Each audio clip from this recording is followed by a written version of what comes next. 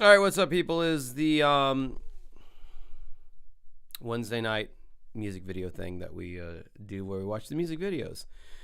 Hello to chat. Welcome. We're going to be watching some music videos tonight, and you will like them. Every single last one is a hit. I don't know. They may not be. They may all suck. Don't know, don't care. No, I care. I care to a certain degree, right? I don't know what I got going on over here. So, yeah, let's get to it. Why the fuck else are you here? Let's move on into the link and put on my headphones. I'm going to grab my... I can't say it on stream. My drink and my two-step. That's a fine song. Why doesn't anyone ever request that one? My drink and my two-step. I don't even remember who was that. T-Pain who did that song. So we're gonna start out with a Josh pick per usual. Then we're gonna get into these hot requests. Let me see. What do I want to do? I download like 5 ones here. I'm gonna go with an Air song. That indie band Air.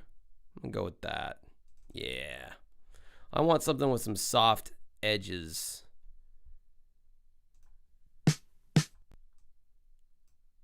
Before I get into the harder edge stuff. This is 10,000 Hertz. That's what song this album's off of. Oh yeah, it's I should probably say the name of the fucking song because I always do that.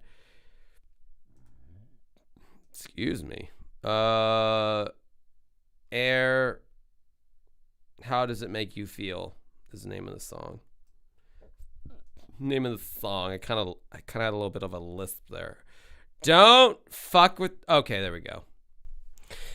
Now, I own this album, and I've heard this song, obviously. And I think that song would have been like a lot better had they not had that last bit in there. It kind of like... kind of ruins the vibe there a little bit, but anyway, whatever. Yeah, that's Air. I got another Air video that I'm gonna play later on. That's gonna be a Josh pick. Up next, we have not a super common song. What you want? Live. Okay. Wait. What? It's a 9-minute long thing? No, we're just doing the normal one. That's too long. It's a Cure song, okay? It's not like... It's not the shit that you would expect. It's a kind of a deeper cut. The Cure has some deep cuts that are good. This was still a single, though, so I wouldn't even consider this a deep cut.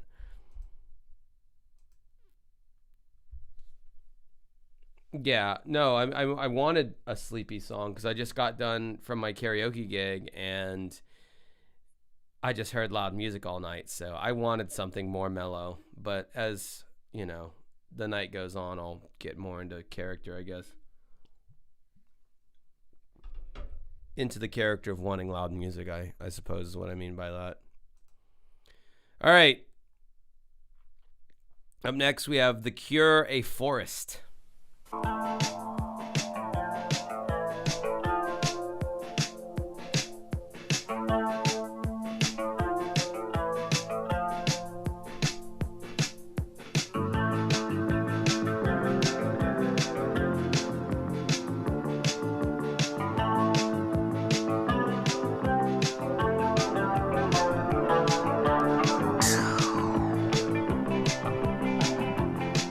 Oh, what was the worst karaoke performance tonight? It was this wackadoo white guy. And I say white guy because this is a predominantly black guy gig. A lot of black guys and black girls. But this guy was like, I don't know, in his mid-40s or something. And he wanted to get the party started. A lot of middle-aged white guys do this from my karaoke journeys.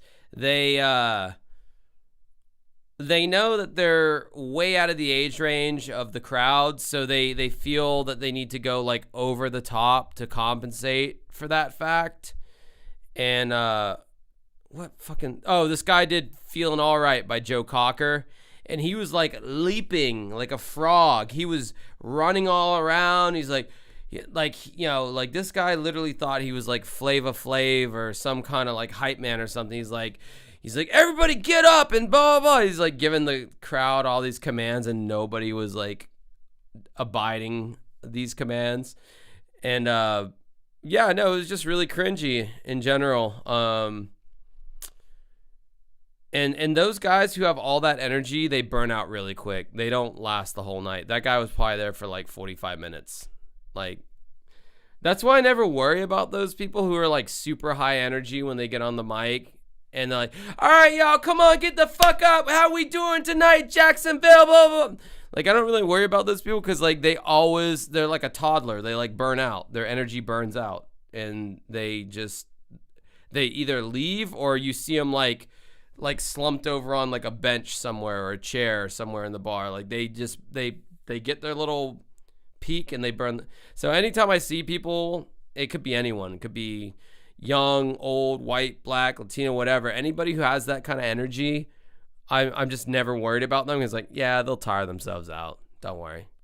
And they always do every single time. Anyway, back to the song.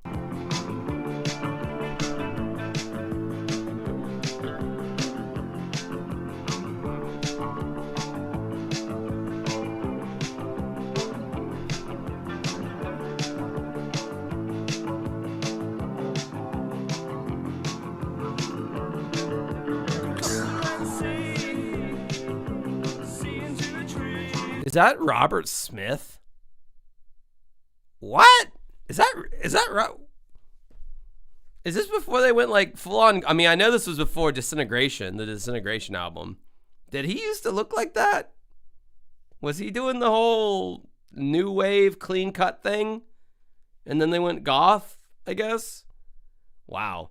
You got to love the 80s production. The sound sonically of this song sounds paper thin. Like, it is the thinnest. There's no balls. There's no heft to the recording. It's just like it's like on one band of frequency. You might as well be listening to have a cell phone.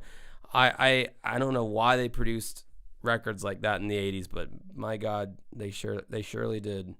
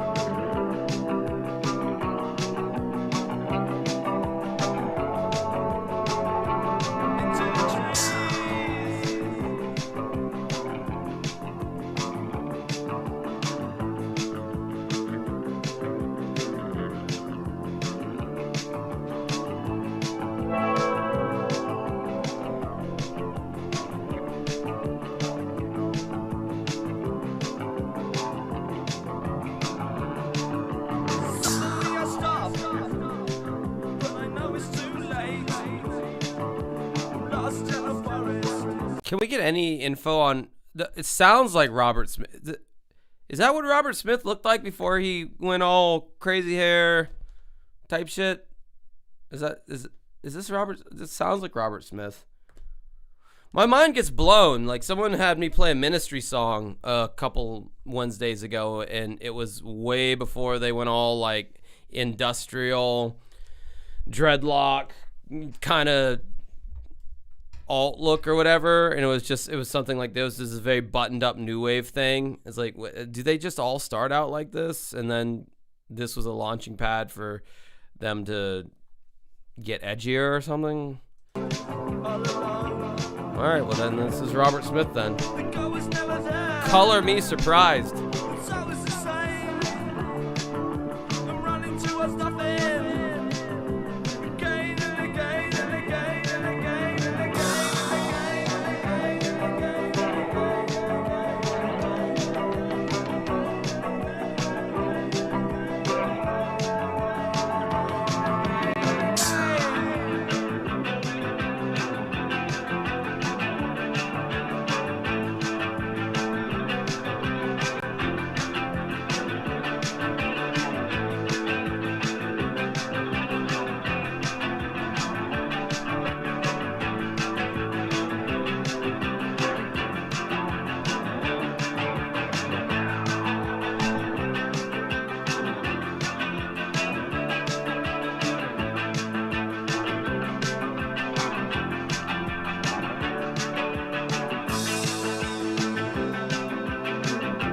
Yeah.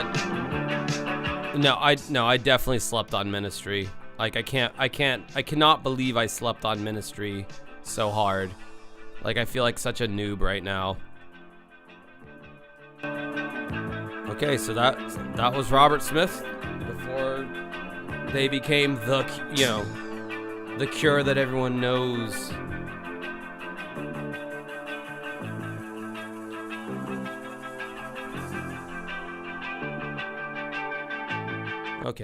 Okay, that was like 9/10 of the song. The Trees by If We Shadows.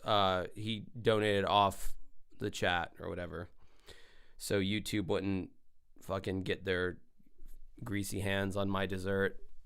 That's a very deep cut Pink Floyd song. Get your filthy hands off my dessert. Do you know what album that came? I mean, you could just Google it, I guess, and then act like you knew it, but. Get your filthy hands off my dessert. What album did that come off of? You could just Google it. That's crazy. I didn't know that they just like made. I just thought they came out of the gate being like this, like that aesthetic or whatever. Like I didn't know that they were just doing like this new wave look. I mean, it sounds like The Cure sonically. Like it doesn't sound like a departure, but look like aesthetically. Like my God, did they completely changed?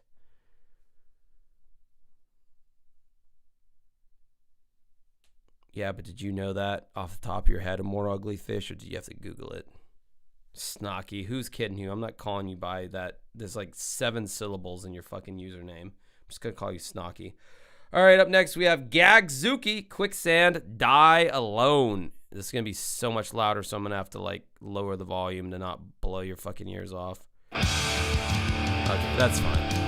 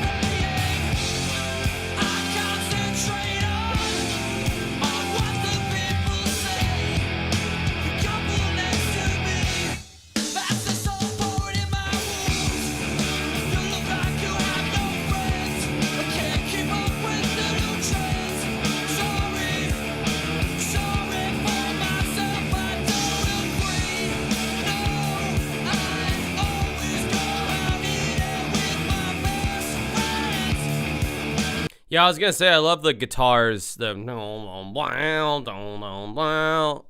vocals, they're okay. I'd give them like a 6.5 out of 10. I like the guitars a lot though.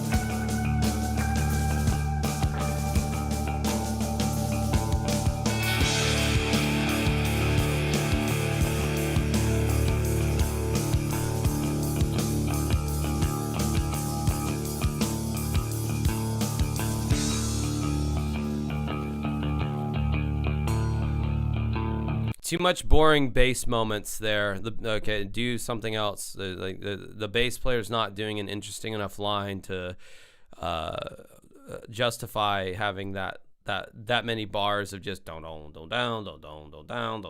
It's like, all right, come on, keep it interesting.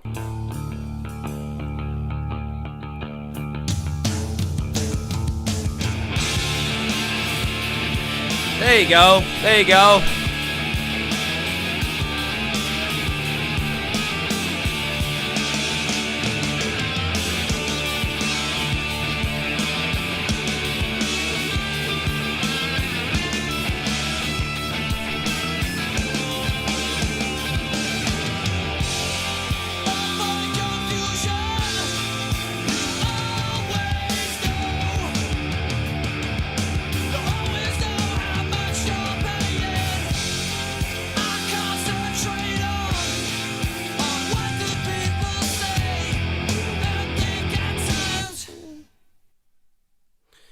Yeah, so I think my problem with the vocals is they weren't melodic enough.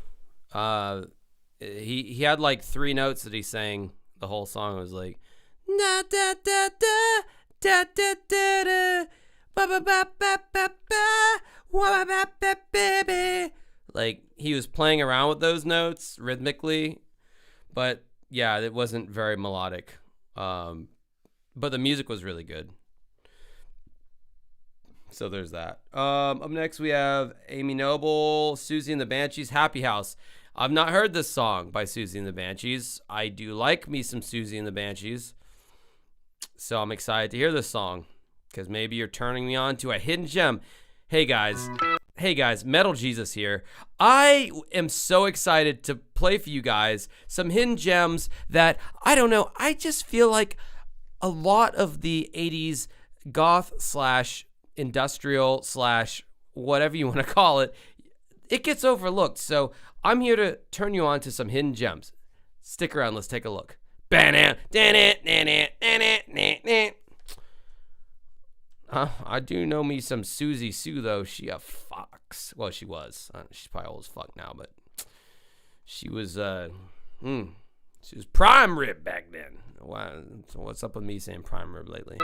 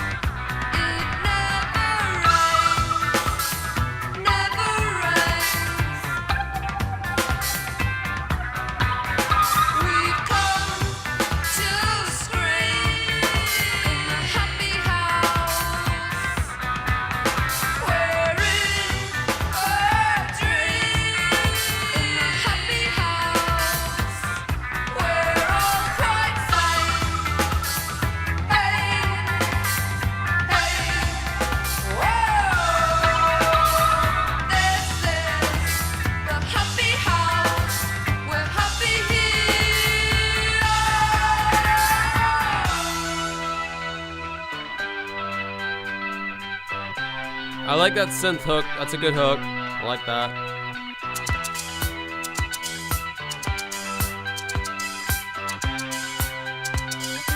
Well, I guess I'm a poser then, because I don't know this one.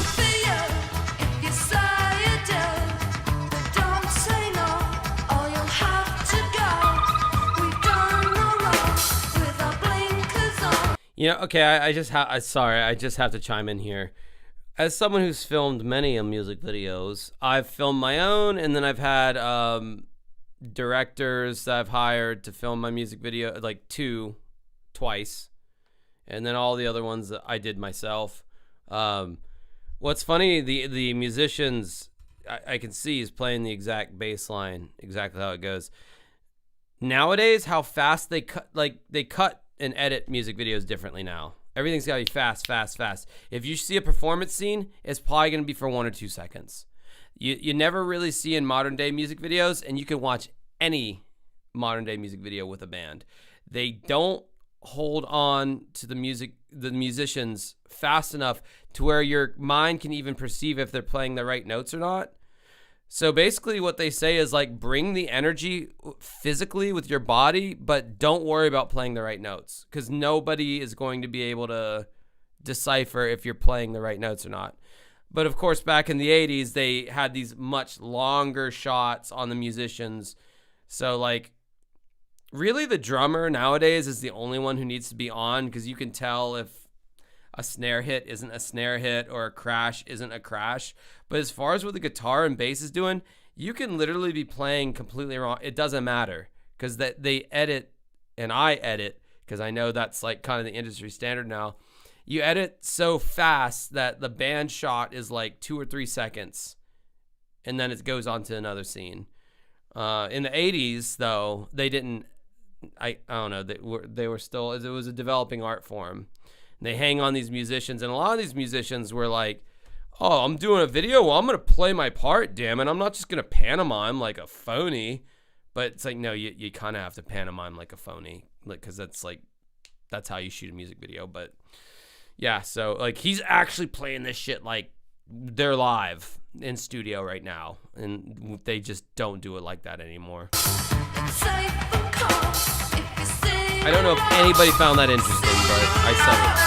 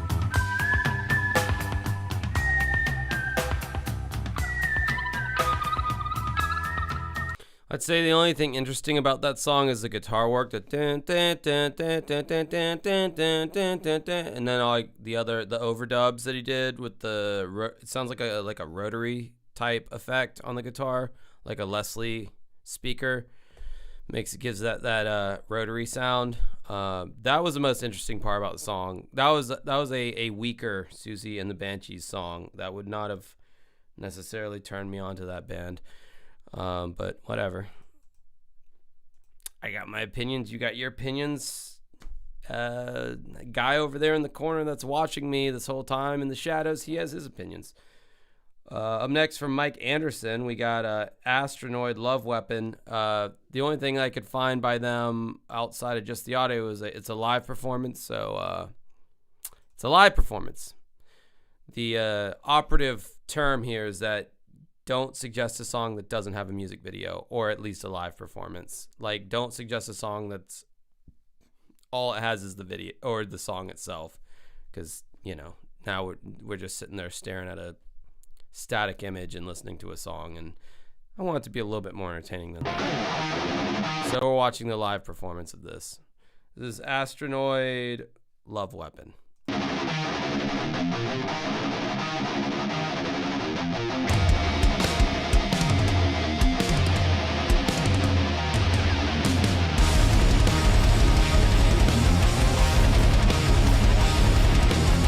I can tell you these are some A1 musicians. I can tell by the drums. It's tight. Let's see what happens next.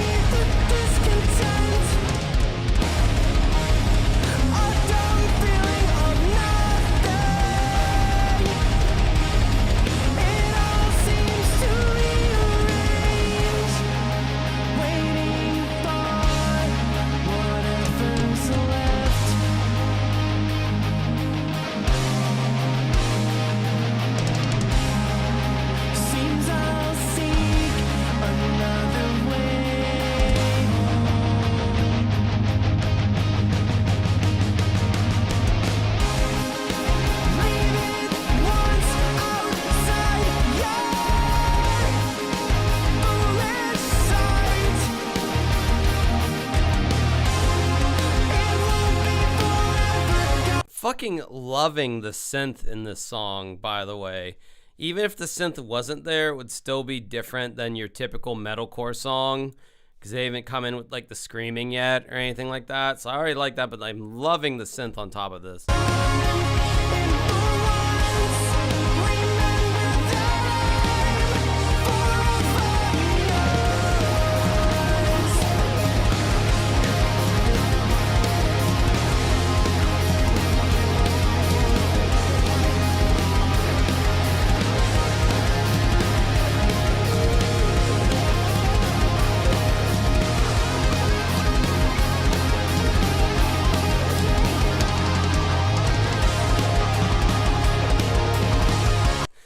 I gotta say, if the lead guitar player is gonna go through the trouble of writing and learning that solo, you could have at least cranked him up a little higher in the mix. He's pretty quiet. Like, I can barely hear like his leads, which this is a live in studio performance or whatever, so I'm sure it sounds different on the album. But like, I wish that lead had been a little higher.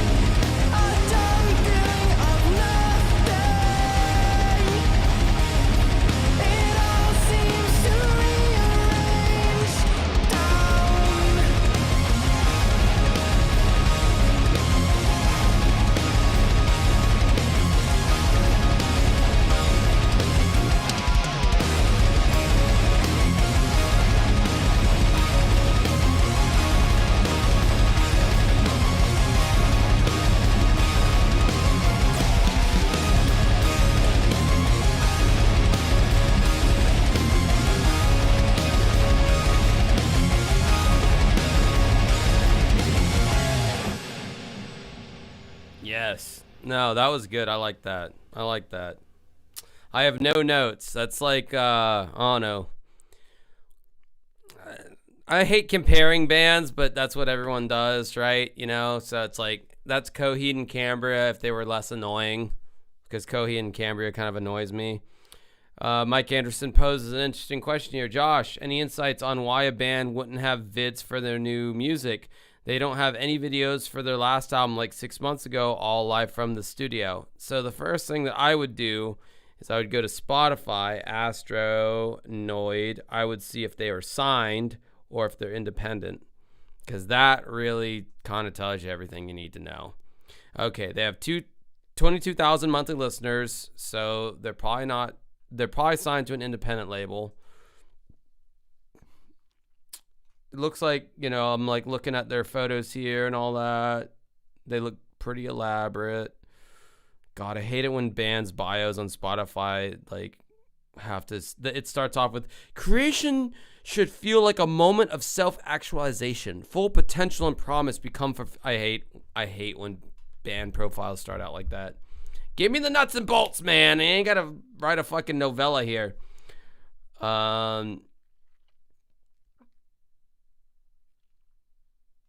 Okay, so they're getting press from Consequence of Sound, Stereo Gum, LA Weekly, Loudwire, Metal Sucks. Okay, so they're getting like really good press. I'm not seeing if they are or not signed, but basically, long story short, is it's really expensive and it's usually cost prohibitive to do music videos. Especially if you're on a label, they usually have like a quality standard that they want to see, and if you or they don't have the budget to do that, then you kind of have to cut corners, and this would be one of those examples where it's corner cutting. But it doesn't matter anymore at this point. Like, they could chop that video up a million different times in a million different ways and upload it to TikTok over and over again, and it would blow up just like it would if they had spent, you know, $30,000 on a music video. And that's on the low spectrum. You know, if you're signed by a label, if you're independent, you can do a whole lot with a lot less, which we did. I think our video for the Audacity, which I think is a pretty good video, we hired an outside person for that. I think that ended up costing around like three grand, you know, which is like pretty fucking reasonable considering like what it ended up being. Yeah, anyway, no, I really like that song. And I feel like you or someone else has pulled this band up in the past. And I like everything I've heard so far. So good. Alice in Chains, No Excuses by Jen Stowe. I just love their acoustic MTV Unplugged performance of that. I didn't actually realize they had a real music video for that song. I thought the only video that existed was the MTV Unplugged. So, I don't know. I like the Unplugged version is so fucking good that I don't know how this is going to measure up. Oh, that was the band with the space effect? Oh, yeah. Yeah, no, that song was good, but that space effect kept tripping me out. Like, it just made me laugh. A duo of, like, a lead singer and, like, a dude who mainly does harmonies. I can't think of a duo, like a vocal duo. Maybe besides, like, Simon and Garfunkel. I can't think of another duo where their vocals blended together so seamlessly. Like, you know, if I were to tell you that, like, yeah, that's not Lane Staley overdubbing and harmonizing with himself. No, that's the guitar player doing all those harmonies. And even with the live MTV Unplugged version, they just melded together so seamlessly.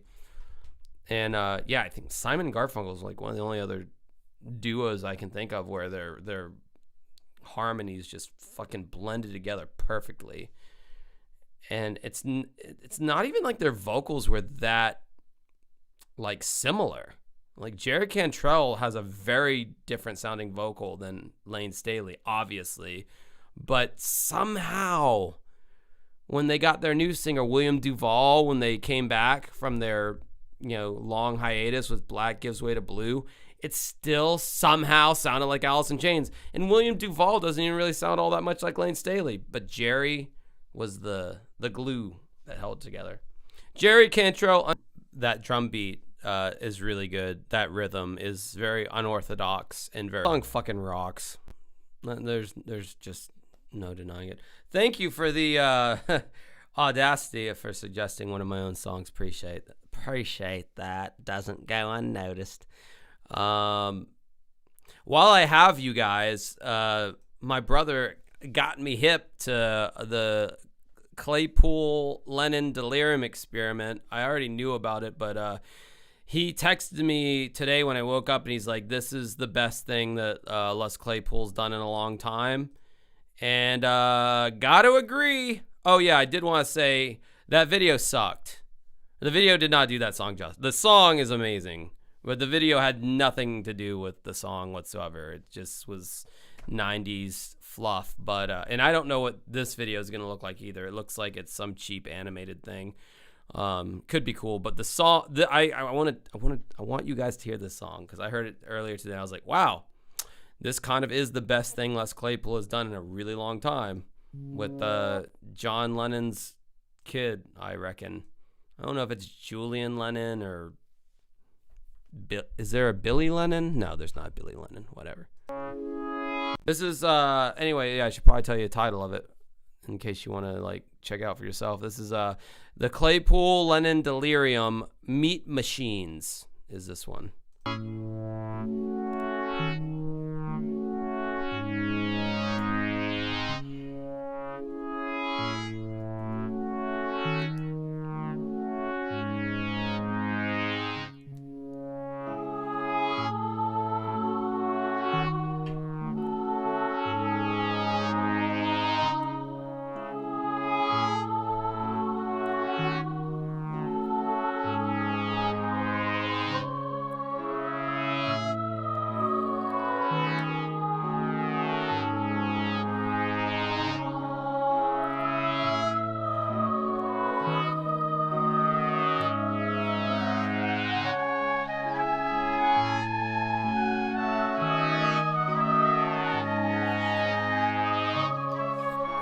All right, so I think this is Julian then.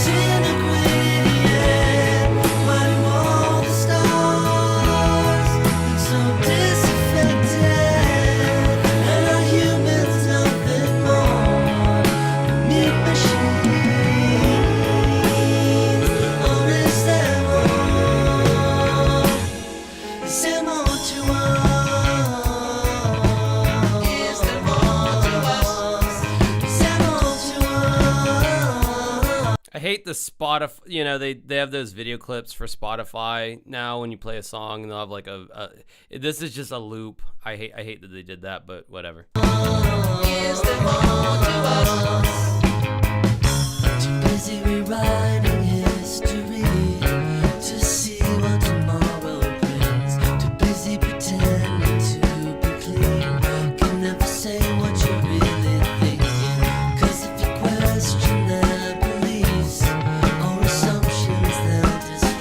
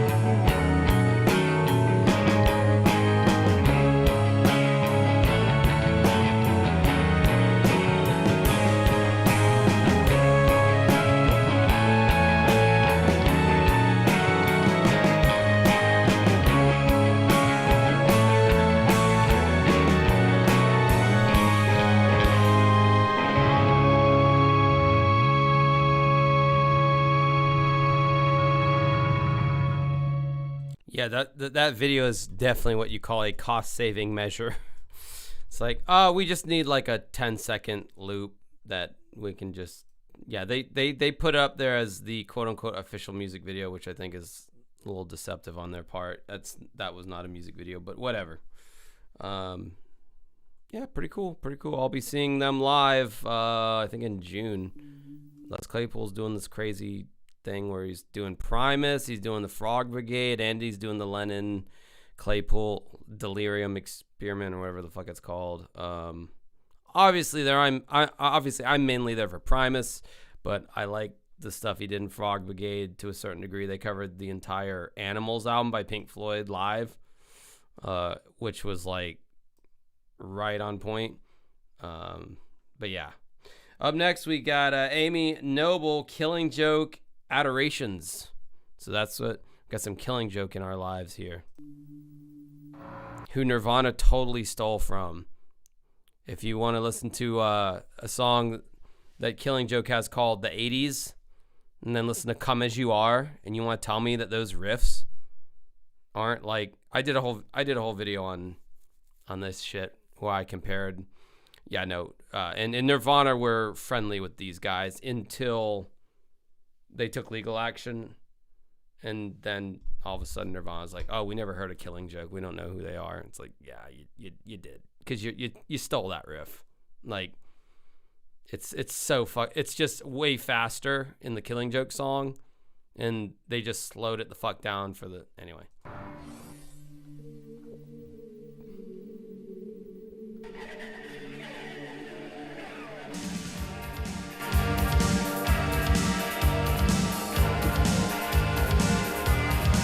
Killing Joke songs always have a great bass line. That's one thing I have noticed about them. They always have really good bass lines in their songs. Courage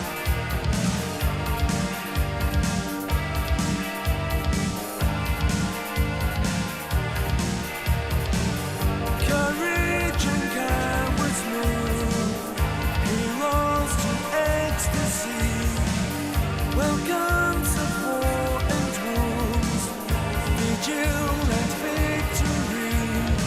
Structures of atoms dance, sugar towards the taster, prey to the predator. Life as we're falling down.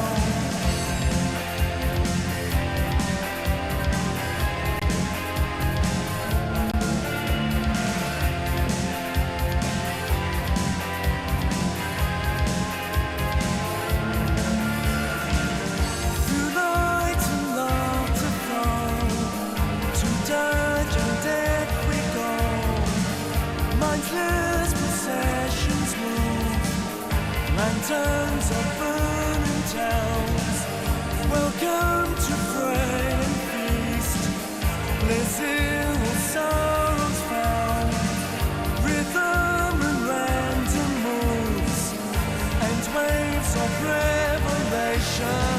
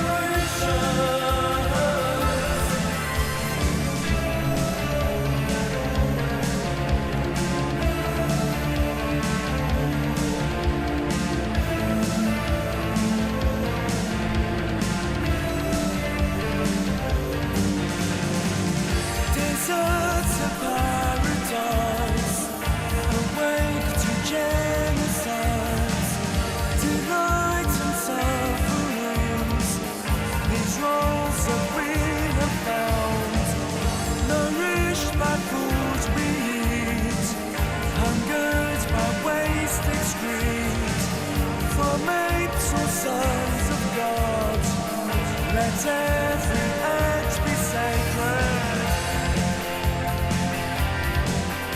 I can tell you right now, what makes this song for me is the rhythm section. It's the what the bass guitar is doing and what the drums are doing. How they're locking in, ding ding ding ding ding ding ding. Like that's the vocals, kind of just floaty. It's kind of like not really going anywhere. The guitars are kind of adding atmosphere, but it's the rhythm section in this song, and that's the case with a lot of Killing Joke songs I've heard.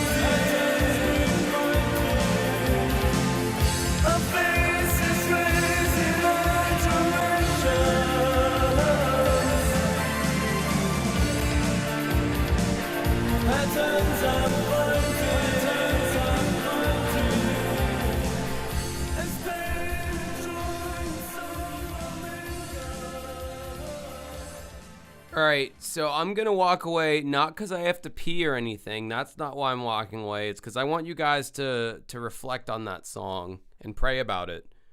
But I'm not going to go pee or anything. If that's what you're thinking, it's not true!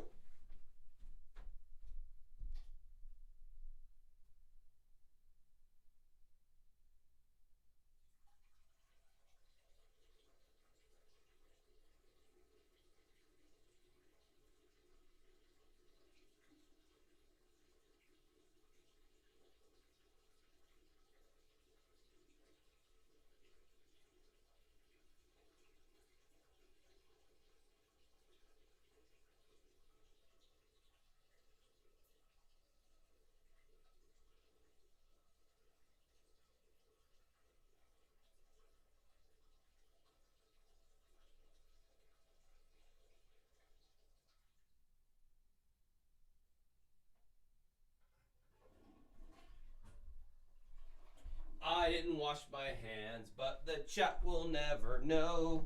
All right, I'm back. If you heard any weird audio or anything when I was off camera, that was some glitch that I have no control over. So don't, put any credence into any of that. It's fine. Up next, we have Cerebral Peas in the chat, ladies and gentlemen. We got Black to Gold Deer Rouge. Let's see what this is all about. I don't even know what the fuck this is.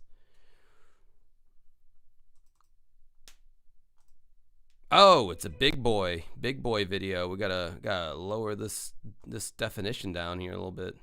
Oh, thanks there, Yoshi, and thank you, Zombie, and anyone else who appreciated the haircut. I got my ears lowered today because it was getting in my face. It's allergy season. I don't need to be sneezing and have red eyes and have hair in my face. It just adds. So I just, it's like, just fuck it. Get it off my head.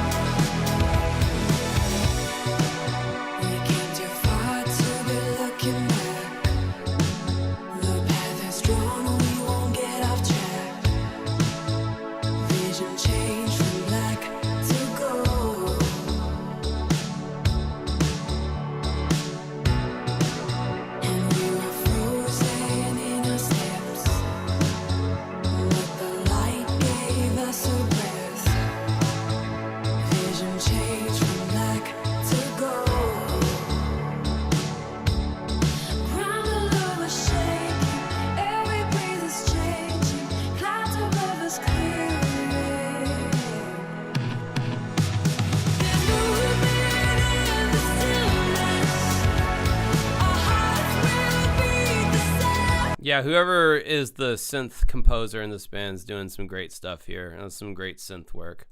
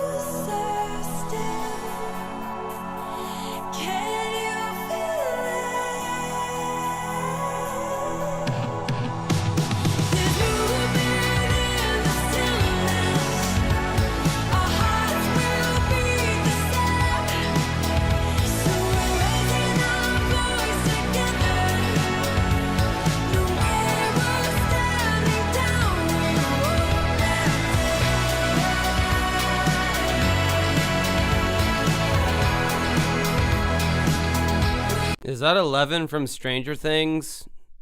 I don't know.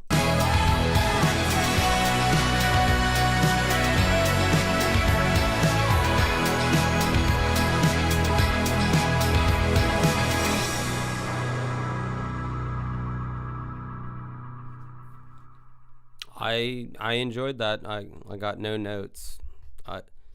Damn. Look, it came out in 2015. What did I just say in the chat? I was like, pretty much after 2015, I kind of just, there's a few exceptions, but I just realized that was the cutoff point for me. Like, no one's making music for me anymore. They're just chasing trends.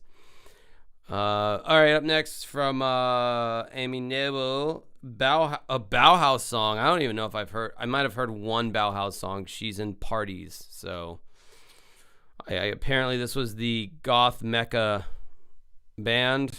So we'll see what this is all about over here.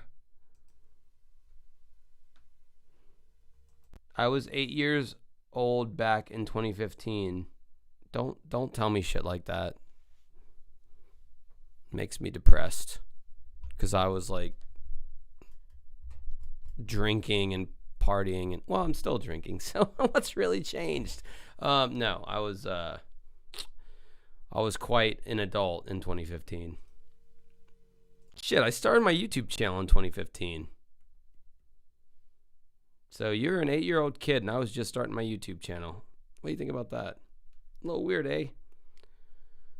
Well, no, I was 42 in 2013. That's facts, honestly.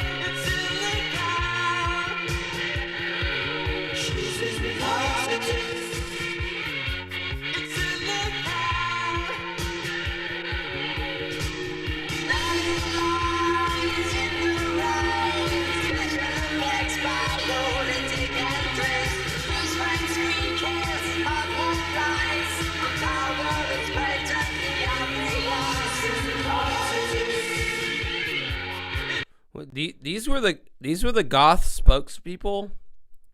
This was like, this is the band you're supposed to like if you're a baby bat and you're just getting into goth music. Bauhaus, like this is what there's a billion bands that sound like this and did it better.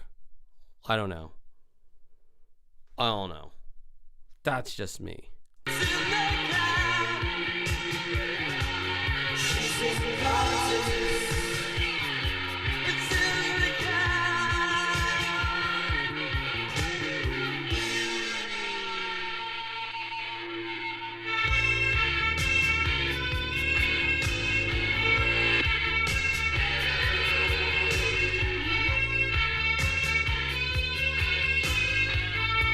I'll say baby bad if I goddamn want to.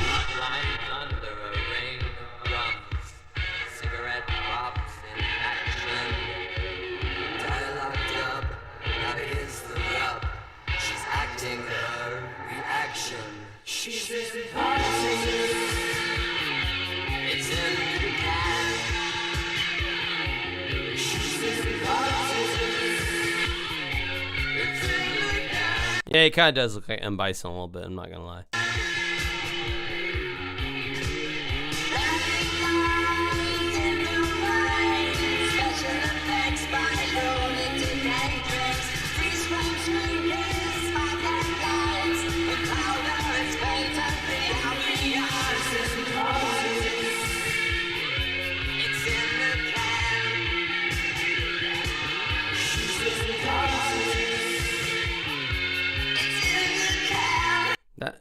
I'm sorry, that's an obnoxious flanging effect they're using on the guitar. It's hard to describe what a flanging effect is, but it's...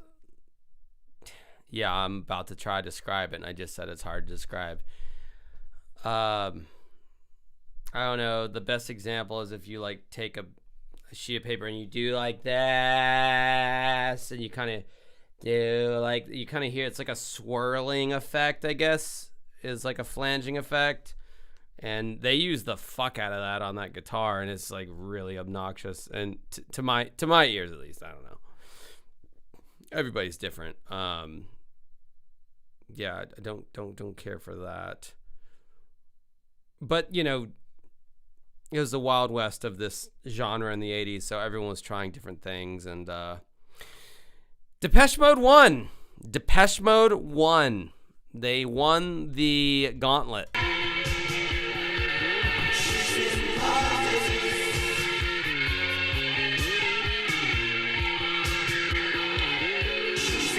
Okay, so Cerebral, you know what I'm talking about. Is that not kind of a little bit of an obnoxious flanging effect that I'm hearing to my ears here?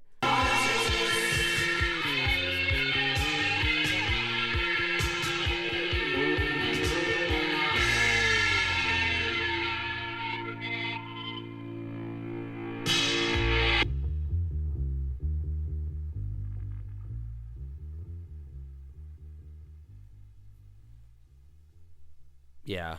Didn't like that song, but whatever. That's cool. I can say I've heard a Bauhaus song now. I don't know. I kind of avoided them because I don't know. Were they like the first band that did this kind of stuff? Did they have like an album out in like the late 70s and then like no one was doing that kind of shit and then everybody just copied them? If that's the case, then props to them. But if they were just, I don't know. I remember seeing like, you know, those goth kids in the South Park episodes. Of course, we all do. In one of their rooms in one of the episodes a long time ago, there was a Bauhaus poster, and I guess that informed me not being into goth culture at all until I don't know, last like 6 or 7 years.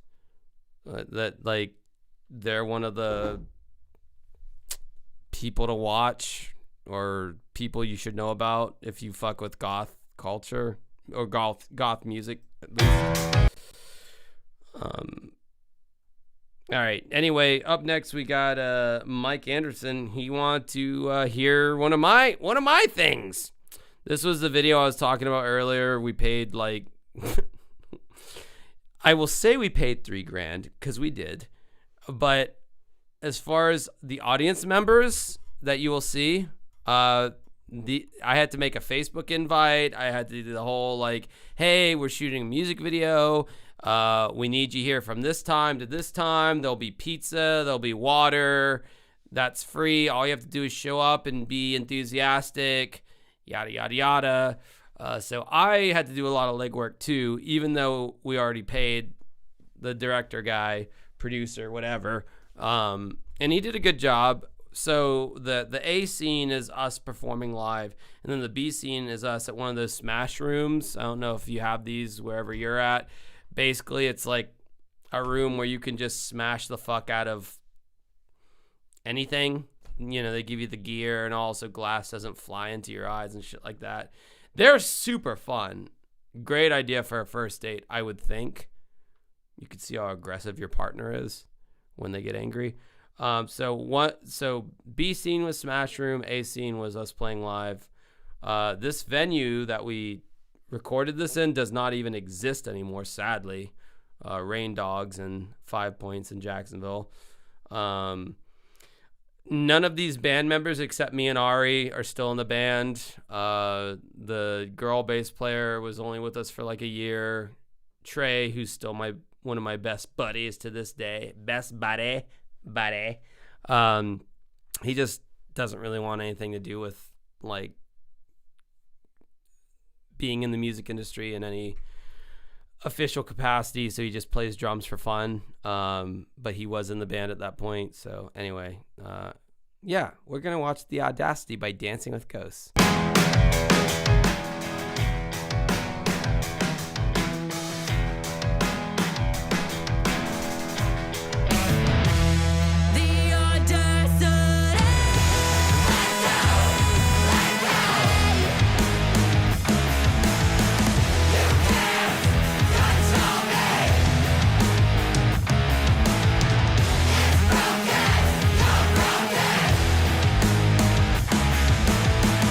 It's over.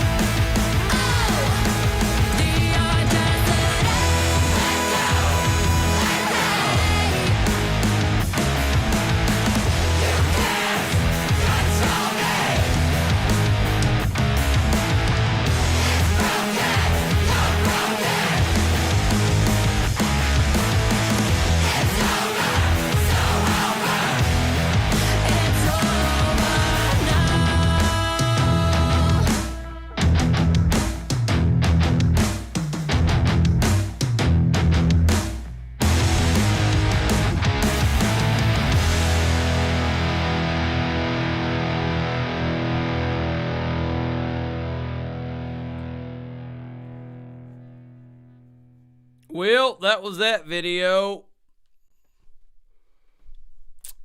That was that whole day was a huge pain in my arse because I had to like make sure all the people got there and buy the pizza and fucking. Then we had to do the Smash Room. And the Smash Room was fun. That was fun because I got to beat the shit out of stuff with bats and whatnot. That was fun. I had no complaints about day 2, but day 1 was fucking the performance shots. And I'm sure you saw what I was saying earlier about how like you don't really have to play the song because like the clips are so fast, you know, like they cut. No one would look at that and be like, you're not really playing the song. That's not the right way to play it. Like, it's just like, it looks like you're playing it. So, whatever. All right. Moving on. Thank you for that, by the way. We'll never cry when someone wants me to play one of my own videos because I, like, put my life's work into that shit. We got Millionaires Just Got Paid from Acid Bath. Oh, this is an old one, laddie. You can tell by the aspect ratio. Gonna stretch that anus out wider than any man could thought it could be stretched. It's an awful accent. I don't even know what the fuck that was supposed to be.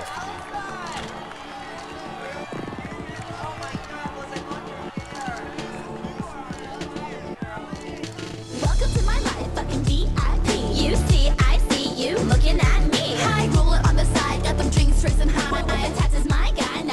Okay, I can fuck around with songs like these every now and then, but I know the chat's probably gonna hate this song, but I can fuck around with shit like this every now and then. Not all the time, but every now I can fuck around with shit like this.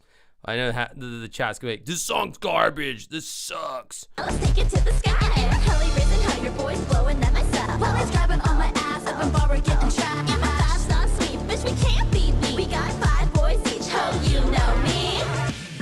Cause I just got paid. Let's get lit. Cause I just got paid. Let's get lit. Cause I just got paid. Let's get lit. Cause I just got paid. Let's get lit. Stacks on the straps and it's coming off later. With the first skater, or maybe with this waiter. And I said we'll head home, pop the bottles in the trunk. Put my tone on the stone, all the colors on your nose. And the millionaire will shit's turn around. It's the boys that You guys, this song makes me feel like a slut. Honestly, I'm listening to this and I just want to be slutty right now. I just want to like, I know this sounds crazy, but I just want to go out on the town and just be a slut. You know, just fuck it. Fuck men tonight, all right? Just fuck them. It's just us girls just being sluts. That's what this song makes me want to do. And god damn it, I'm going to do it. Cause, yeah, fuck it. brought their knee to the ground. Cause I know I'm in this bit and I know they my fit. Give a steady takes $1 grand. Take that ring off my fucking hand. Cause I just got paid. Let's get lit. Cause I just got paid. Let's get lit. Cause I just got paid. Let's get lit. Cause I just got paid. Let's get lit. My life is now. Ooh, paparazzi. Shawty with a hot take. It's the life you dream. God, those girls are so annoying. Yeah, they're like totally ruining music. You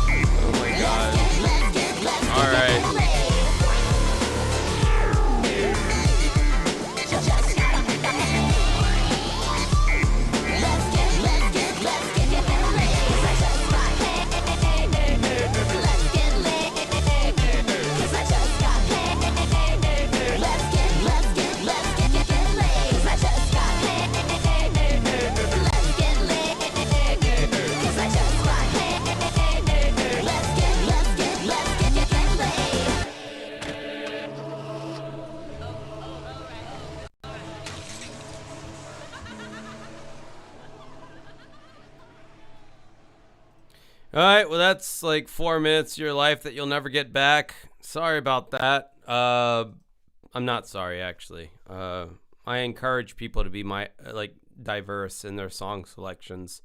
I don't discriminate against any kinds of music. I will talk shit about it if I don't like it. I don't even dislike that song. It's just like a throwaway pop song from whenever, and I'm assuming 2010s. I got to assume. It's got to be rough for those girls because they probably got some kind of, not even like a major label deal, but maybe a subsidiary of a major label, because that's a thing. And that was probably like one of their big shots, with that video and the song, and they got to portray these characters who's these crazy emo party girls. That's got to be exhausting. I never wanted to get into that business, because once you get into it, then you just always have to be that guy, or that girl. I'm the crazy emo party girl. Why aren't you being the crazy emo party girl right now? That's what I saw in the video. Why aren't you do that? Be that person. It's I'm not that person. I was playing a character for this fucking video. This ill-advised video. But yeah, there's a lot of songs like that exist where you never hear from them again. You remember that song? I don't care. I like it. I drove my car into the van. Yeah, there's a lot of those. I call them na-na songs, because it's just literally the whole song. It's like a hot girl's in front of you being like, nah, nah, nah, nah, nah, you're not gonna fuck me. It's kind of one of those sassy, you can't touch this shit. You can't touch this type songs. There's so many examples out there of those kind of songs. Hey man, there's a lid for every pot. Up next, we have Cerebral P with a Guster song. I do like Guster. I liked their airport song. I heard that's the only Guster song that I'm aware of. I heard it in the Woodstock 99 VHS tape that I got a long time ago. I thought it was a great song. So I'm curious to hear what Guster has for us outside of that song, because I never really explored that band. They were kind of the late 90s Simon and Garfunkel, maybe. Maybe I'm discounting them too much by saying that. I don't know. We're fitting to see, I guess. Guster, On the Ocean. This is David. Hi, Dave. Hi, Dave. And this is Joseph. Hi, Joe. Hi, Joe. Oh, no. Don't tell me this is like that one guy's YouTube channel that he did with Bimmy where he just talks about his dad in every video. Please don't tell me this is going to be something like that. I just think it's a little weird. My dad's dead, too. I never mention him. And it's not because it's not because he was a bad father or anything. I just don't feel, I never felt the need. Hey, you know what would make my channel blow up? Let me talk about my dead dad and depress everybody. Hope that's not what this is going to be. Oh, Joe.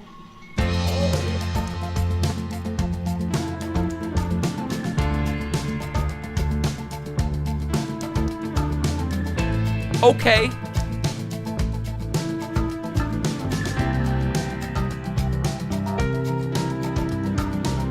Am I asleep?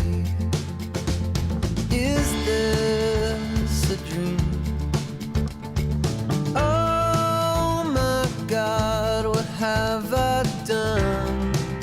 Anything at 23? You walked out. By the way, I just want to go out, and just state, I am not making fun of that guy. God bless him and his late father. And he's coping however he needs to cope. But I would not personally make that choice. But I'm not disparaging him. Good for him. Do what he has to do. But, like, I just think it's a little weird. Okay? That's all I'm saying. I just think it's a little weird. And if you guys don't know who I'm talking about, whatever. We watched one of his streams many Fridays ago. But, yeah, this guy's YouTube channel, he reviews retro games. And he ties his dad into all of it. And he's got, like, footage. And it's, I don't know what his journey looks like, but mine looked completely different. That's all I'm going to say. Out on me.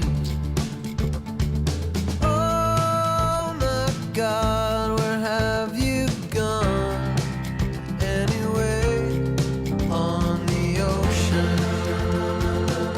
I think we're taking on water. A storm is on the way.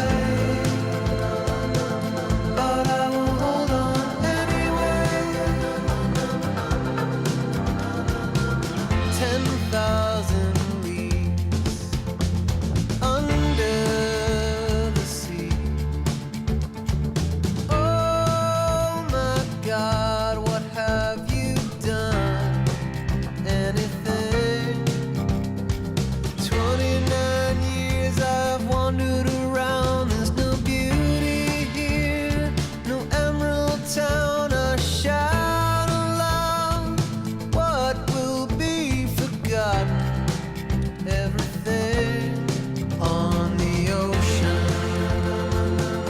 I think we're taking on water. A storm is on the way. But I will hold on anyway. I close my eyes and there's someone beside me, hand in hand. We can only speak in tongues. She's pulling me along.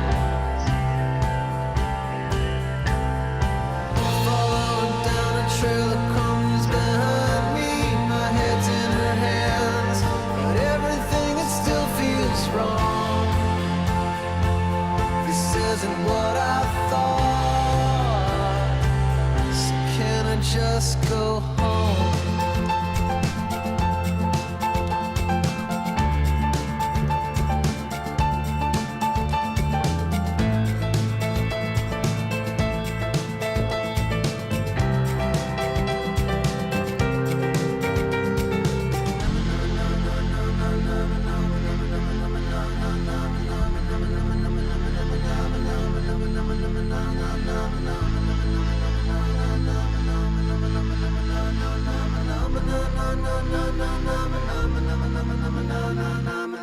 Am I asleep?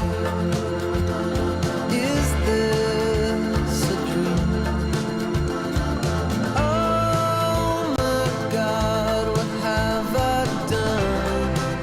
Anything on the ocean?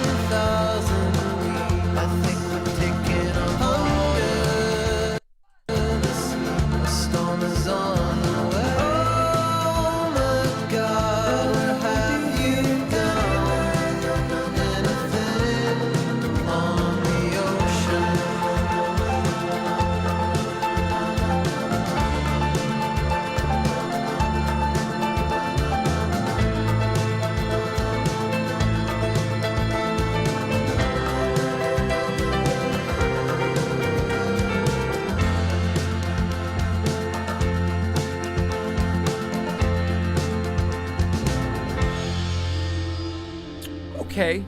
Okay. Nobody's gonna watch this. Someday when you're 30 years old, you'll look back at this and you'll remember these days. We got some Starbucks rock going on here in the Music Video Wednesday live stream. Starbucks rock, nothing wrong with that. That was fine, I guess, if you're in the market for that. Sometimes I am, sometimes I'm not. Why are you asking so many questions? You're making me think you're a Fed at this point with all the questions you're asking me. Yeah, sometimes it's cool, sometimes it's not. I don't know where I land on that one. And Mike Anderson, I'm gonna need some clarification. Oh, you said Faith, Poppy song. Okay, gotcha.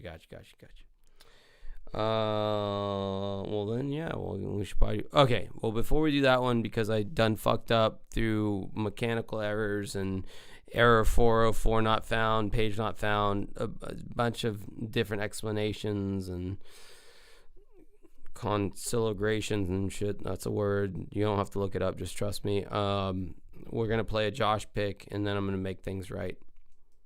Oh yeah, radio number 1, another Air song from the same album, 10,000 Hertz.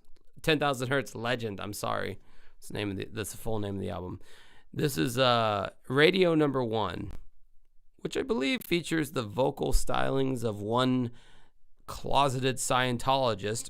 Yes, Beck is absolutely a closeted Scientologist. His mother and father were very big in Scientology, and he is loosely affiliated with them, to say the least, at this point. You know, the only reason I'm even playing this song is they have this thing at the end where they, it's called ducking in studio production terminology.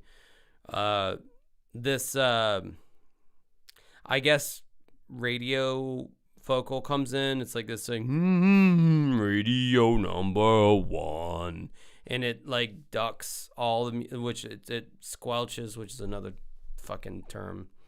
It basically, like, shoves all the music down for this vocal. It's called ducking. It's the same concept of, like, when you call for someone in a department store.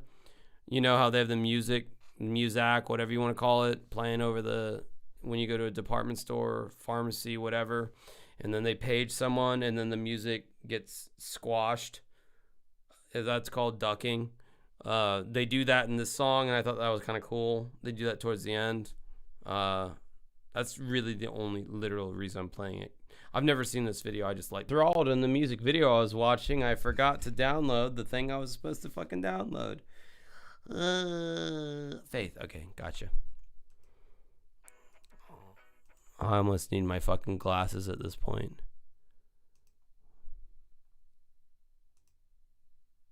That's fine. I'll fetch them when I go take a piss. How about that?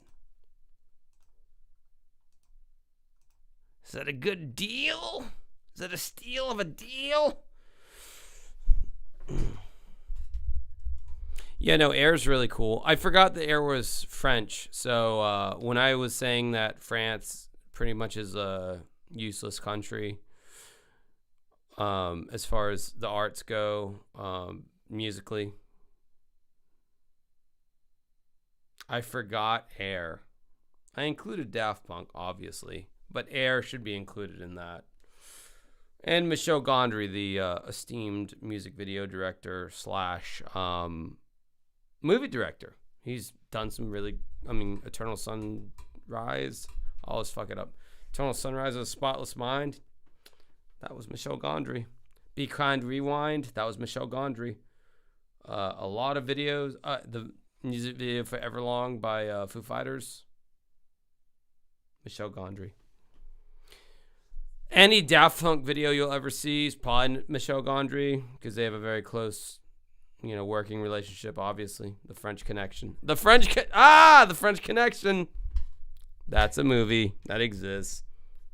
I named a pop cultural reference. All right, so now we got Mike Anderson's request here. Hot and ready to go. We got Limp Bizkit, Faith.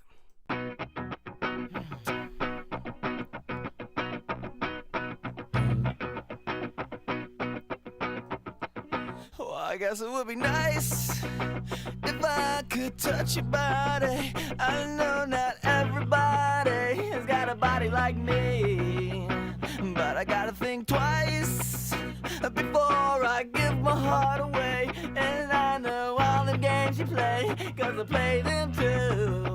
Oh, but I need some time off from that emotion. Time to pick my heart up off the floor when that love comes down.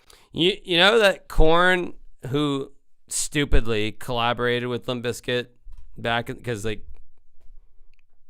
Korn's a legacy act at this point. They're like a nostalgia act for the most part, but they're way more respected than Limp Bizkit. Like Fred realized that he was like being trolled, and he just like leaned into it, and that's been his whole shtick this whole time.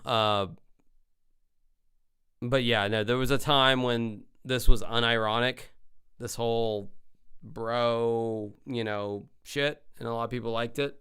Obviously, sold millions of records.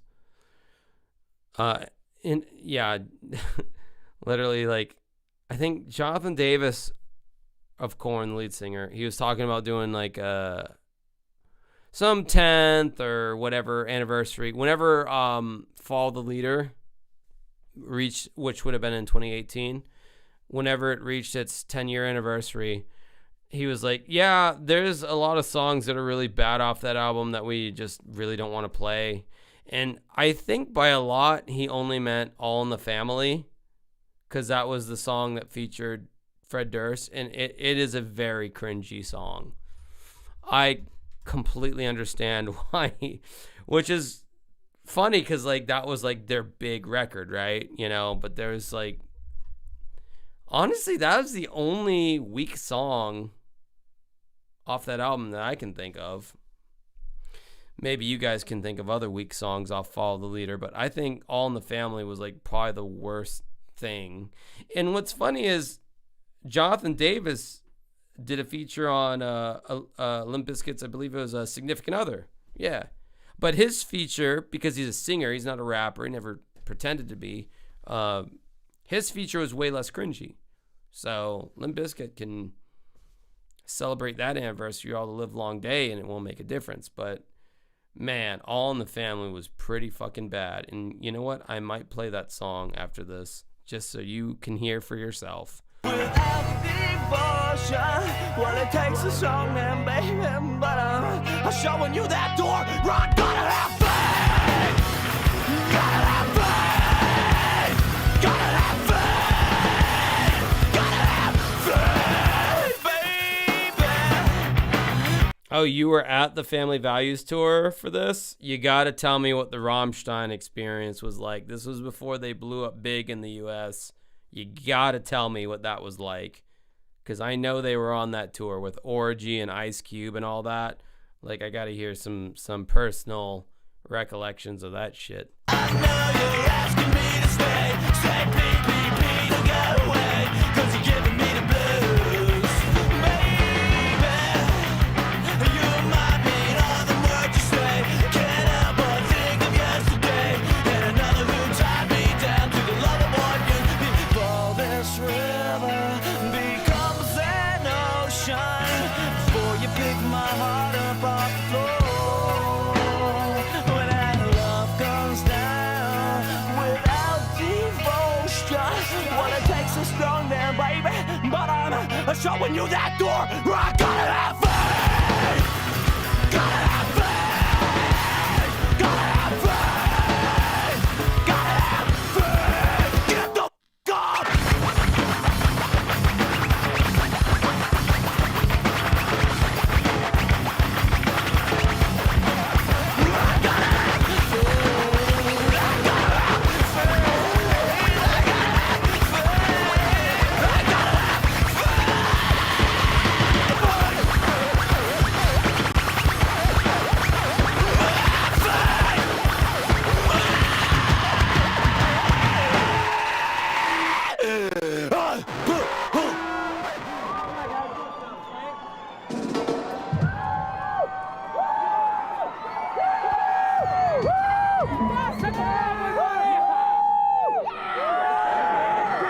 Oh, Rob Zombie was supposed to be on that tour, and he dropped out, and that's why Rammstein got the spot? Is that what you're saying?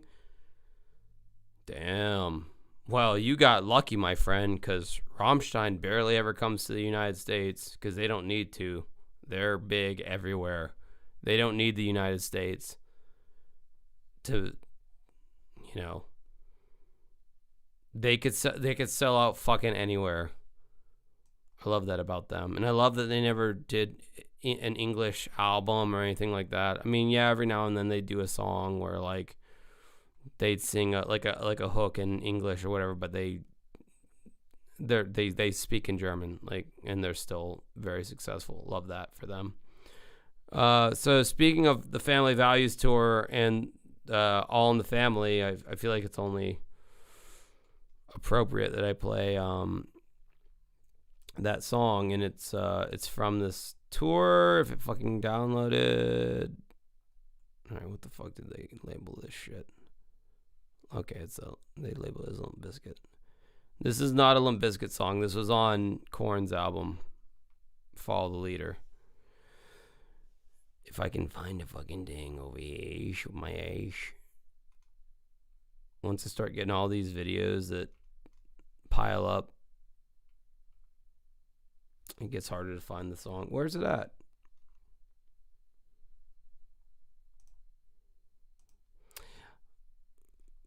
Did I download the fucking thing? What's going on over here? Okay, let me just download it again then. Fuck it. It's too pertinent for me not to play it. And it's cringy. The lyrics are cringy. It's bad. It's like I get why they're like, yeah, we don't want to play any kind of like 10th anniversary of this album because they said there's some bad songs. Really, that's the only one. Like all the other ones were good. I mean, like I don't fuck with Korn anymore like that, but like I don't know. I'd still like to hear that whole album played in full, I guess.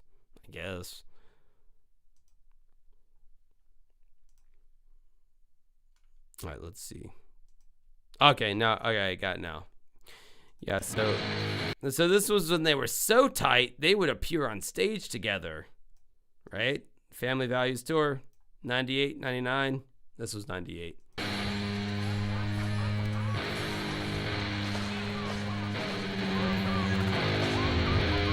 Actually, you know what? Hold that thought. I need to get another soda pop and pee.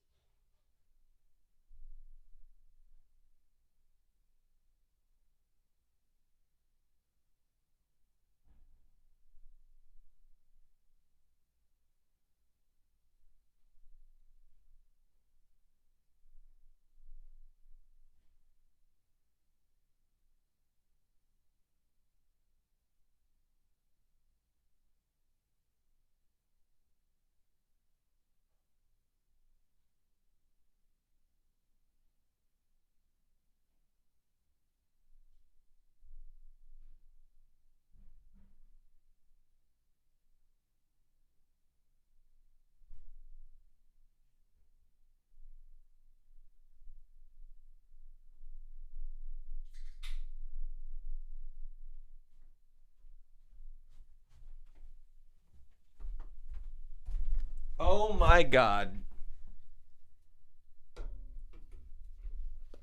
Why not?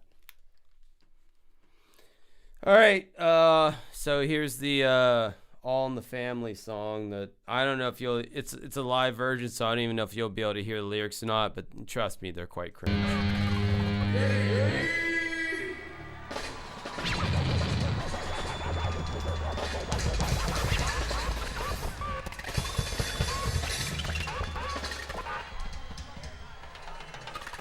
Hot motherfucker.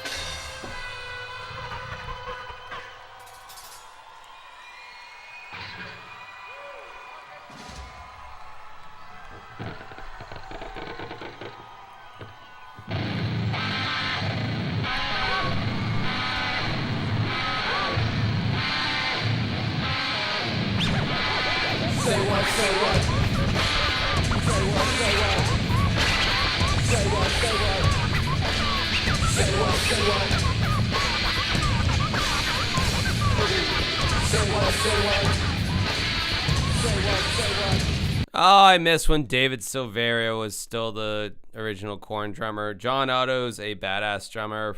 The musicians of Limp Bizkit are, yeah, they have no scruples, or they have many scruples actually. You can't fuck with them.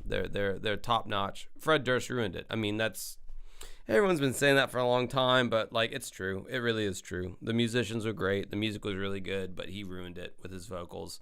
Korn, they were a time and place, and now they're a little dated. Their new drummer looks like just a normal guy that's never been in a rock band before. No, you will say what? Say what? Everybody better watch this shit. Everybody who's watching this shit better say what? Say what? Say what, say what. Too bad, I got your beans in my bag. You suck up, corny motherfucker. Taking overflows, it's the limp. Tell me the biscuit to save this group from John Davis. See, I'ma drop a little east side skill. You best step back, cause I'm a kill. I'm a kill. So what you think of Mr. Raggedy Man? Doing all you can to look like Raggedy Dan. Check you out, punk. Yes, I know you feel it. You look like one of those dancers from the Hanson video. You little silly hoe. Please give me some shit to work with. Cause right now I'm all it, kid. Suck my dick, kid, like your daddy did. Who the fuck you think you're talking to? You! I'm over here, little whiny chumps like you. Whatever. All up in my face with that. Are you ready? The halitosis is all you're rocking steady. You little fairy, smell it on your flowers. Nappy hairy chest. Oh yeah, I didn't get you in baby. on the fat pies, Clyde. But you said it best, there's no place to hide. What the fuck you saying? You're a pimp, whatever. Fred Durst needs to reverse what he's saying. Wanna be funk dubious while you're playing. Whipping on my band counterfeit. Fake it! Plus your bills are paying. You can't eat that shit every day, Fred. Lay New off the Orleans, are you bacon. ready? Get up! So I hurt you! And you hate me! You know what? It's all in the family, baby! I hurt you! You hate me! You know what? It's all in the family. Check you out, fool. I'm gonna fuck you up twice. Throwing rhymes at me like, oh shit, Vanilla Ice. You better run while you can. You never fuck me up, Biss Glimkit. At least I got a fat original band. Who's hot, who's not? You better step back, corn on the cob. You need a new job. Time to take the mic skills back to the dentist and buy yourself a new grill. Fuck you you. pumpkin pie, I'll jack off in your ride. You climb the chutes and ladders while your ego shatters. But you just can't get away because it's doomsday. Come on, doomsday. This is, ultimately, this is like sad for Korn because, like, you know, say whatever you want about Korn, but like, they had a different sound, and you know, whether you're a fan or not, they didn't get the shit that Limp Bizkit got, and Limp Bizkit was like, they like barely broke at this point. This was 98. This was before they even dropped Significant Other. So Korn was really doing them a favor by even like having this deep of a collab. I do think it's cool that they have their two bands. You know, it's like when it's Jonathan Davis's part, it's like the Korn guys playing, and then it's Fred Durst's part, Limp Bizkit's band's playing. And that's kind of cool, but God, the lyrics, if you want to call them that, they're just so bad. So I hurt you. You hate me. You know what? It's all in the family. I hurt you. You hate me. You know what? It's all in the family. You call yourself a singer? Yeah. You're more like Jerry Springer. Oh, cool. Your favorite band is Winger. Winger. And all you eat is Zinger. Zinger. You're like a fruity pebble. Your favorite flag is rubble. Yeah. It's just too bad that you're a faggot on a lower level. So you're from Jacksonville. Jacksonville. Jacksonville! 904 Duval, motherfucker, representing up in the house. Fred Durst shouting us out. Low Bill, getting bucked up by your Uncle Chuck while your sister's on her knee, waiting for your little Wait, where'd you get this little dance? Over here. Like the idiots in Waco. You're burning up a baker where your father had your mother. Nuh-uh. Your mother had your brother. Nuh-uh. It's just too bad your father's mad. Your mother's now your lover. Come on, hillbilly, get your horse to a fucking wheeling. You love it down south, and Ma, you sure do got a part of now. So I hurt you, and you hate me. You know what? You know, I gotta say, Jonathan Davis's disc was all about the South and how we don't make good music, and it's a bunch of hillbillies and rednecks and all that kind of stuff. And yeah, no, he's right in general. Yeah, the South does suck, and wherever they're from is better. I think they're from what's that city in California that they're from? Anyway, it's better than Jacksonville, so he wins on that one. No need to represent my own city. I'm not even being facetious. Jacksonville does actually suck. It's all in the family, baby. I hurt you, you hate me. Oh, brother, yes, it did share a tour with Rammstein. It did. And Orgy and Ice Cube. Yeah, Rammstein was on this tour. And I think they were just looking around like, I don't know what's going on here. Is this weird American lifestyle? Maybe we can go back to Europa and just make some really good music. And that's what we're going to do. And then 9/11's going to happen. We're going to kind of get blamed for it. And we're not going to come back to die Vereinigten Staaten von Amerika for ungefähr 11 Jahren. And then when we do come back, we sell like 1 million tickets, which they did, which I saw them 10 years after this. Well, over 10 years, like 12 years. I saw them in Atlanta in like 2012. Rammstein, they were awesome. Rammstein came out the winners in this. The Korn and Limp Bizkit fell by the wayside. Rammstein's still seemingly relevant.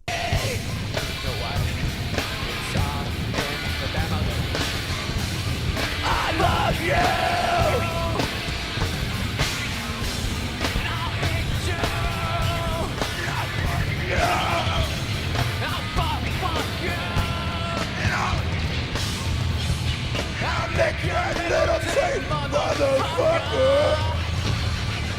Family value!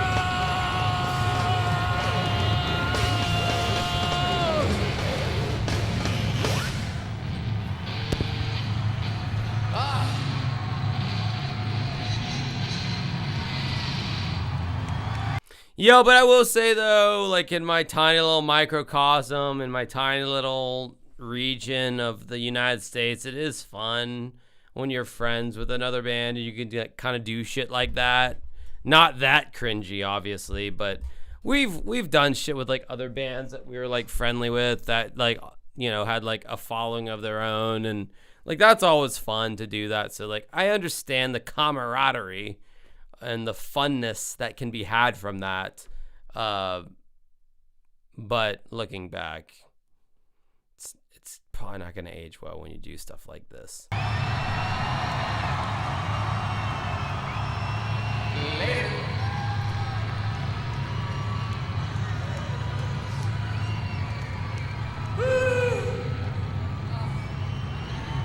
All right, enough of that bullshit. You saw what you saw. You heard what you heard. Do you now understand why Korn doesn't want to play their 10th anniversary record? Because that song was recorded in the studio. That was not just a one-off that they did live. That is on Follow the Leader. And it's way worse because you can hear the words way more clearly. So I suggest you don't listen to it unless you want to be a glutton for punishment. Anyhow, chuggling along here, we got Cerebral P, Red Bellied Black Snake by The Beefs.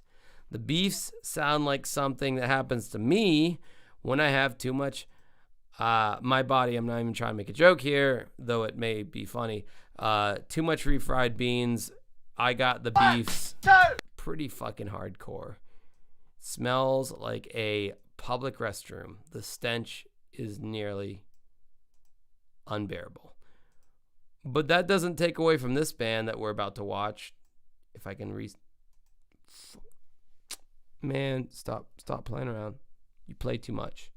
You plan too much. OBS. All right, I got it. All right, here we go. Once again, Cerebral P, The Beefs, Red Bellied Black Snake. 1, 2, 3, 1!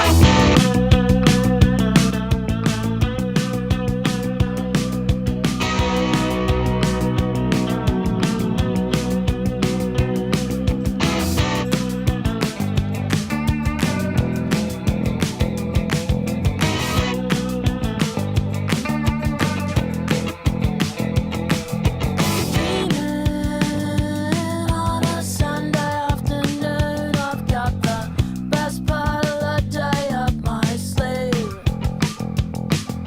Sadly, it will all be over soon. I've gotta get back to that place and keep up appearances. With Billy,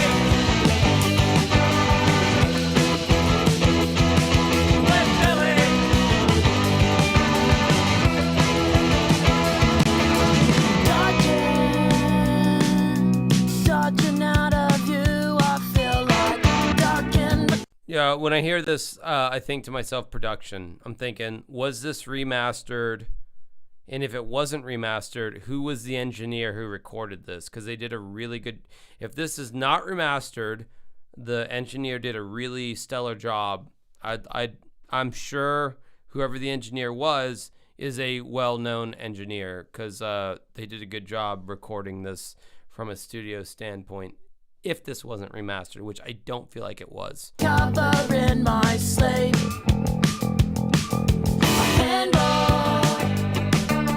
Oh yeah, look at them. They're literally in the studio fucking around on keyboards and computers and shit. Yeah, they're a bunch of nerds. This was probably not remastered. They're just nerds who knew how to like work the shit better than most studio engineers at that time, I would imagine. Handle it to you. I've had enough of experience. Can't work with these ingredients.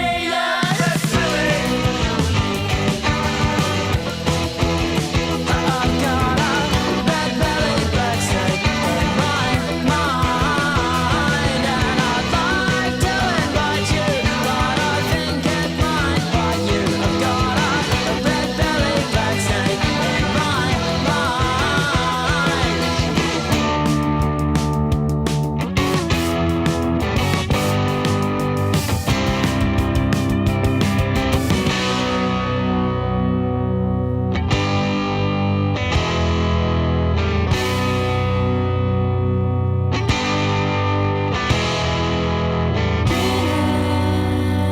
On a Sunday afternoon, I've got the best part of the day up my sleeve.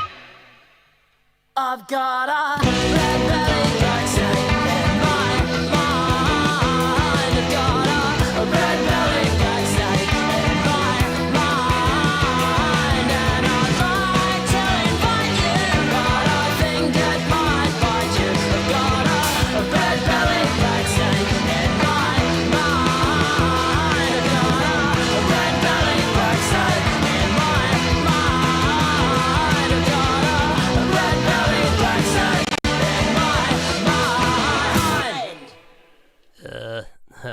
It sounds like he was saying, I have a red-bellied butt snake in my mind.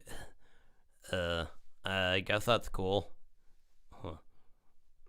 Yeah, I got a red-bellied butt snake in my mind, too. No, you don't, Beavis. Shut up. You're just trying to fit in, which you never will. Butthead, sometimes some of the things you say make me, feel bad. Beavis, you're not acting very cool right now. Shut the fuck up before I slap you in your face. Oh, yeah. Sorry about that. Oh, yeah. They never said fuck in that shit, did they? That would be funny to hear them. Beavis, shut the fuck up. Suck my dick, Beavis. You suck my dick, butthead. Bunghole. Anyway, you could go a bunch of directions with that one. I need to grab my cafefe. I'm going to do a Josh pick only because I need to grab my coffee, and I don't want to burn someone else's request while I'm not here. Although I would like to hear this song because I selected it. Well, you know what? Oh, man, I'd like to hear both of these songs. I'll be right back, but I don't want to burn anyone's request when I'm not here. This is Arcade Fire Tunnels #1 Neighborhoods off their first album, Funeral. All right, one last thing I beseech of you, and I'll never leave again. What? Uh-oh.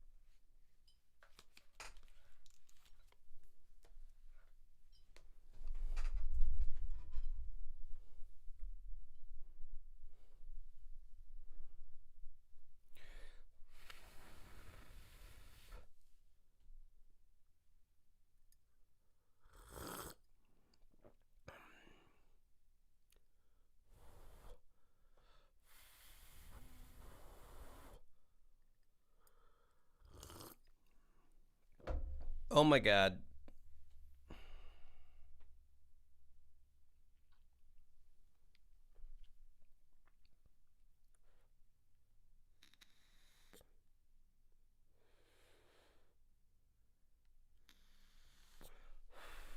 Are we really back though, or didn't we lose a part of ourselves? You know what I'm saying? Know what I'm saying? Know what I'm saying? Know what I'm saying? Know what I'm saying?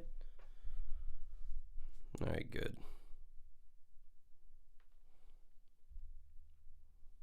We better be back.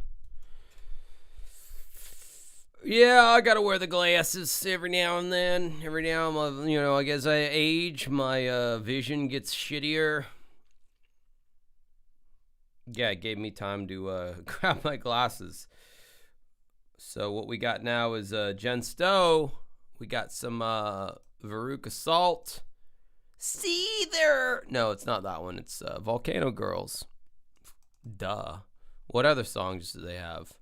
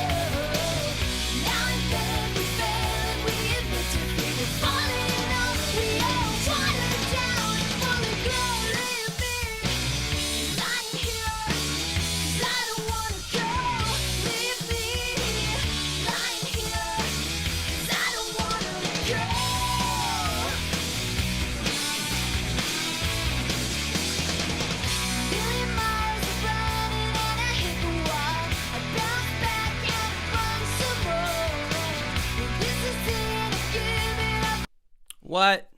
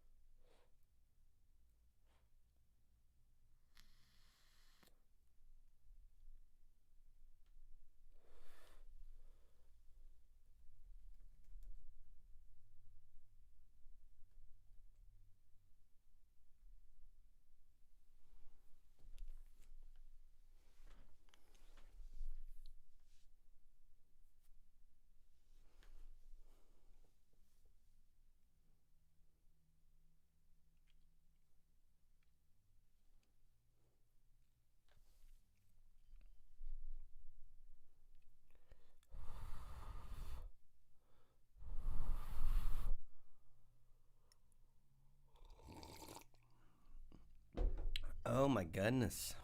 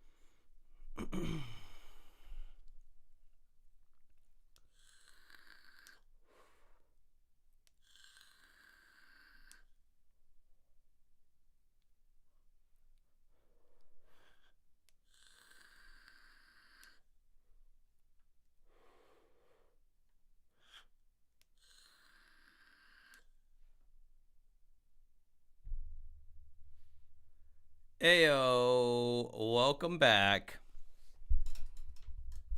Welcome back to the stream. Sorry about all that. Now, you know what, Jen Stowe? You know what that is? That's what we call in the industry a make good. Because I didn't do the thing that you paid for. So next time I do it for free. Because I wasn't able to make good on the first thing. So you got that one. So your next thing will be free.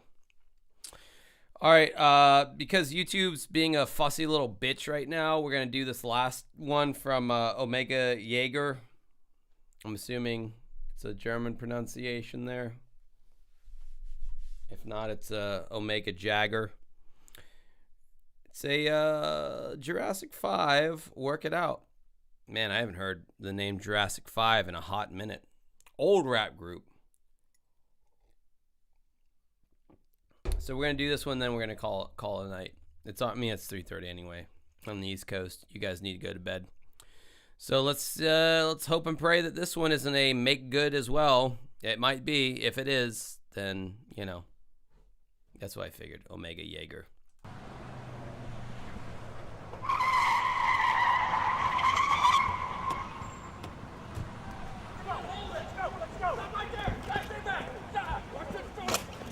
Everybody back!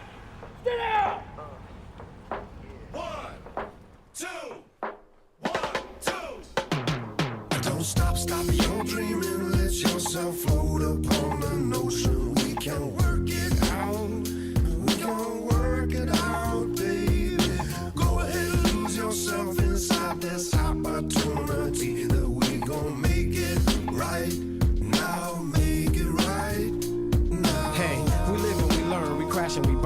Right now my only rhyme is this lesson I learned. You talk about trust, I talk about lust. It's not appealing as you truly speak your feelings. I'll be looking at the ceiling, so concealing. Should've put my heart on the table, knowing I was good and able, but instead I fed your fables. If I could have you back, best believe it'd be forever. Cause each and every day you will hear those 4 letters. Don't stop your dreaming. Let yourself float upon the ocean. We can work it out.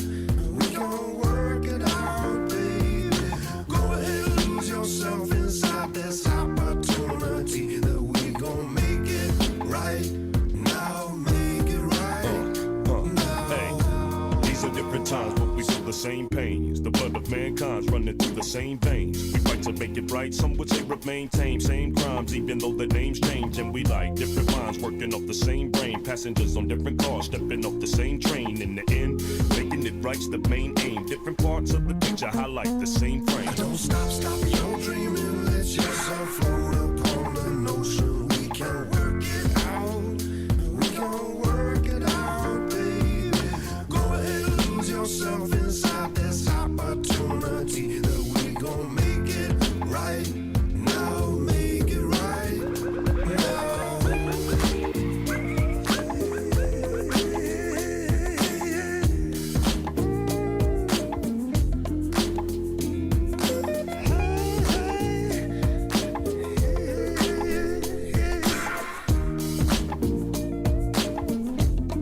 Yo, now if you know what I know, you need to work it out. If you ain't happy with yourself, you need to work it out. You're having problems with your family, then work it out. The things we go through just to work it out. I work it out when the situation seems unworkable, unreversible. But God is most merciful. Many works, many men converse. Soul searching, sweat it out, really trying to work it out. With a constant complaint, we either gonna make it fly, we ain't. I already know what some of you think. I'ma talk a hip hop and how bad it's got, then try to pull a plug. I'm not looking for nobody to judge. You say you ain't, I never thought you was. I'm just trying to get with you and posing the same picture so this mic thing can move the right thing and do the right thing. Make for your liking. Plus my man might sing. Don't stop your dreaming. Let yourself float upon the ocean. We can work it out. We can work it out, baby. Go ahead and lose yourself inside this opportunity that we gon' make it right now. Make it right now. Don't stop your dreaming. Let yourself float upon the ocean. We can work it out. We can work it out, baby. Go ahead and lose yourself inside this opportunity that we gon' make it right now. Make it right now.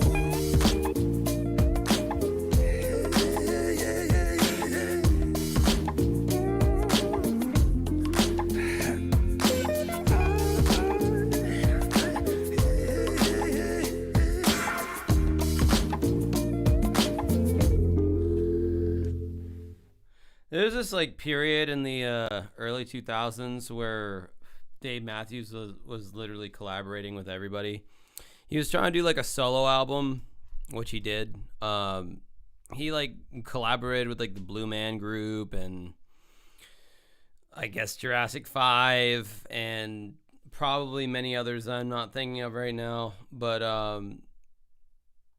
anyway, we're gonna try to do Jen's Make Good right now because of the strike down. Now that'll be the end of it, and it's a me music video. It's Dancing with Ghosts. I Like You. We filmed this video during the pandemic. The pandemic actually afforded us a lot of time that we would have not normally had to like work on shit.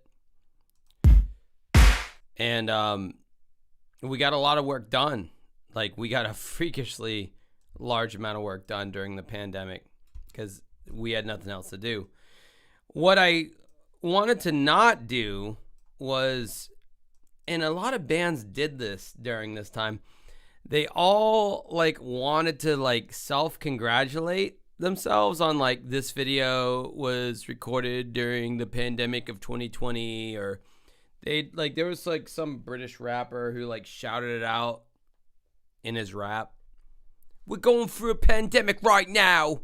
And it's like, why do you want to like date your shit like that bad?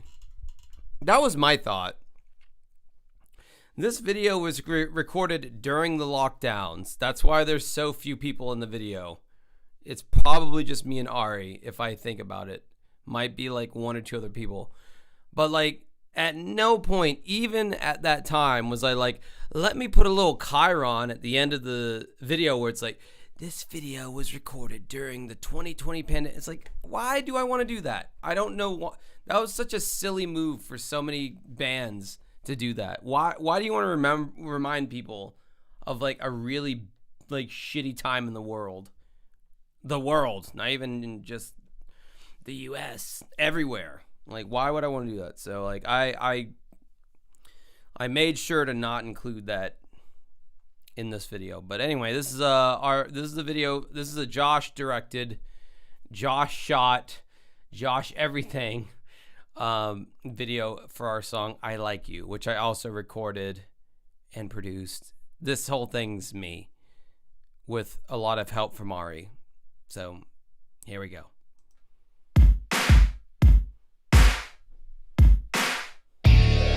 When can I see you? I can show you a really good time. When are you free again? Tell me, why do you never reply? No, you can't be reasoned with. Too many questions, can't take a hint. No, I don't wanna write you back. Stop staring at me like that. I wanna touch you. Am I making it perfectly clear? Don't you dare deny me. I just want you to leave me alone. The world you built is delusional. Get me off of your pedestal. The only version you see of me is in your false reality. I want you to know you are mine. I don't know who is holding it up. You never hear a word I say.